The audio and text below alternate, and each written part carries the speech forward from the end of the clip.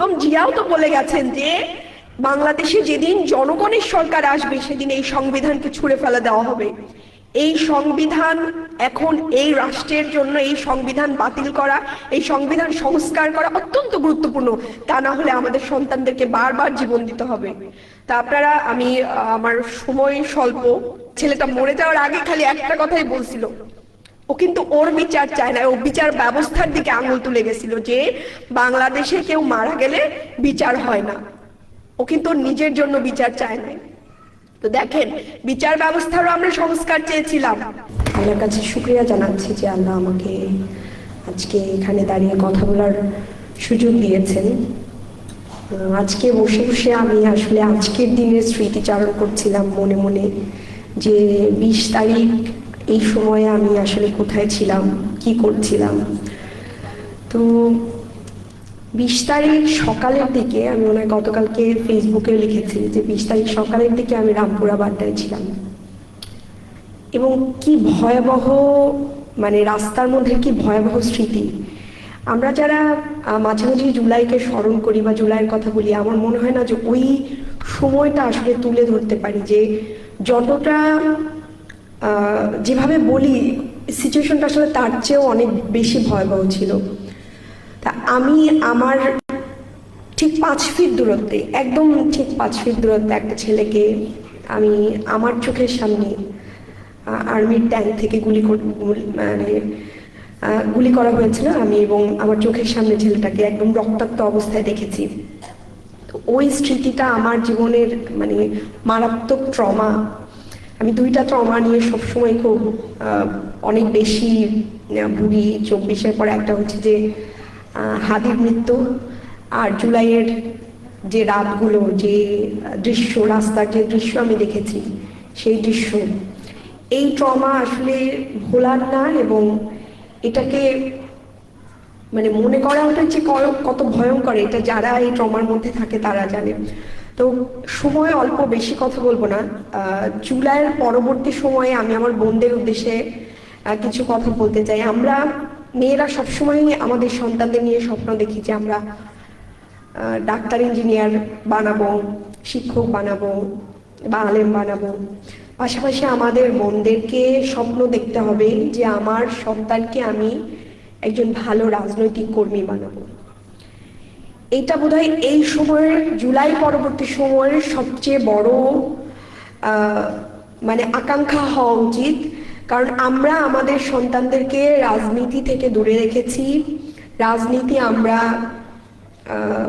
খুব রাশ ভাষায় যদি বলি যে রাজনীতি আমরা পেছনের বেঞ্চের ছেলেদের হাতে তুলে দিয়েছি, যারা মাদক কারবারি করে, যারা চাঁদাবাজি, গুন্ডামি, মাস্তানি করে, তাদের হাতে তুলে দিয়েছি। কারণ আমরা কখনো সন্তানদের নিয়ে স্বপ্ন দেখি নাই যে আমার সন্তান একজন ভালো রাজনৈতিক কর্মী হবে, তার হাতে দেশের পলিসি থাকবে, সবকিছু থাকবে, এইভাবে আমরা চিন্তা করি নাই। তো সময় এসছে এইভাবে একটা রাজনৈতিক সচেতন জনগোষ্ঠী তৈরি করা, এবং শুধু আমাদের ছেলেদের না, পাশাপাশি আমাদের মেয়েদেরও। আপনার ঘরের আপনার হাজবেন্ড আপনার বাচ্চার পড়াশোনার কতটা অগ্রগতি বা আপনার বাচ্চা কি পড়বে না পড়বে যা জানে তার চেয়ে আপনি ভালো জানেন। সো এই জন্য একটা মেয়ে যখন রাজনৈতিক সচেতন হবে, তখন সে পড়াশোনা থেকে শুরু করে দেশের কোথায় কি লাগবে এটা একটা নারী খুব ভালোভাবে উপলব্ধি করতে পারবে, এবং এতে আরো নারীরা এগিয়ে যাবে। দেশ তো এগিয়ে যাবে, নারীরাও এগিয়ে যাবে। আজকে এই ময়দানে, এই মঞ্চে দাঁড়িয়ে আমি স্মরণ করছি আমাদের নারী শহীদদেরকে, যাদের কথা আমরা প্রায়, অনেক ছেলেদের প্রোগ্রাম হয়, অনেক কিছু হয়, আমরা আবু সাইদ, মুগ্ধ, এখানে শান্ত, সবার কথা স্মরণ করি, কিন্তু বেশিরভাগ ক্ষেত্রেই এই নারী শহীদদের কথা আমরা একটু কমই বলা হয়। আমাদের নাইমা সুলতানা, আমাদের মেহেরুন্নেসা, আমাদের ছোট্ট শিশু রিয়া গো, তো এই বোনদের কথাও আমাদের কিন্তু মনে রাখতে হবে। এই বোনদেরও একটা ইচ্ছা ছিল। নাইমা কিন্তু বলেই গেছিল যে মা, আমি যদি রাস্তায় নেমে শহীদ হই তাহলে তুমি কাঁদবা না, মনে করবা যে তোমার মেয়ে দেশের জন্য শহীদ হয়েছে। তো একটা ছোট্ট বাচ্চা মেয়েই বলবো, 9-এ বা 8-9-এ পড়ে একটা মেয়ে, সে এই কথা বলে সে চলে গেছে, আমাদের ঘাড়ে অনেক দায়িত্ব দিয়ে গেছে। তো সেই দায়িত্ব পালনের জন্য আমরা সবসময় সজাগ থাকব। আপনারা বোনেরা এবার 11 দলীয় জোটের ইলেকশনের জন্য অনেক চেষ্টা করেছেন, অনেক পরিশ্রম করেছেন। এই যারা সবসময় নারী গেমটা আমাদের সাথে খেলে, এই 11 দলীয় জোটকে নারী নিয়ে নানান কথা বলতে চায়, অথচ মাঠে ময়দানে কিন্তু 11 দলীয় জোটের নারীদেরকেই বেশি দেখা যায়, সব সময় কিন্তু তারা বেশি দেখা যায় এবং সবকিছুতে তারা বরাবরই অগ্রসর থাকে। তো সেই জায়গা থেকে আপনাদেরকে ধন্যবাদ জানাই। আপনারা নির্বাচনের সময়ে যথেষ্ট পরিশ্রম করেছেন, নিজেদের সর্বোচ্চ দিয়েছেন। যদিও নির্বাচনের কি হয়েছিল সেই গল্পে আমি আবারও বলি যাব না, আমাদের কোথায় কিভাবে কি ইঞ্জিনিয়ারিং হয়েছে ওগুলো নিয়ে আর কথা না বলি, কিন্তু এখন আমাদের কাজ শেষ হয় নাই। আমাদের কিন্তু সংস্কার নিয়ে মাঠে থাকতে হবে এবং নারীদেরকেই থাকতে হবে। এই আন্দোলনের 24-এর আন্দোলনে স্ফুলিঙ্গ ছিল নারীরা।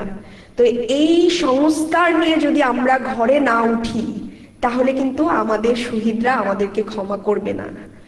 তো আপনাদের কাছে অনুরোধ থাকবে সংস্কারের জন্য, জুলাই সনদ বাস্তবায়নের জন্য, গণভোটের হ্যাঁ বাস্তবায়নের জন্য, যারা এই বাস্তবায়ন না করে যারা গড়িমসি করছে তাদের চোখে চোখ রেখে কথা বলতে হবে, তাদেরকে জবাবদিহিতার মুখোমুখি আনতে হবে। যে জামিনের মা বলে গেছে যে আপনারা এই দেশ রক্তের উপরে দাঁড়িয়ে আছে, এই দেশ রক্তের উপরে ভাসছে, এই শহীদের আকাঙ্ক্ষা আপনাদের পূরণ করতে হবে, এই বাংলাদেশকে নতুন রূপে আনতে হবে, সংবিধান সংস্কার করতে হবে, পুলিশ সংস্কার করতে হবে।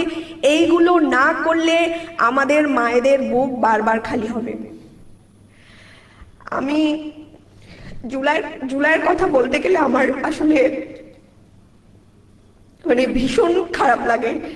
ইয়ামিনকে ফেলে দেওয়া হলো, তারপর যখন ফ্লোরে পড়লো ছেলেটা শ্বাস নিচ্ছিল এরকম করে, আপনারা বোধহয় দেখেছেন।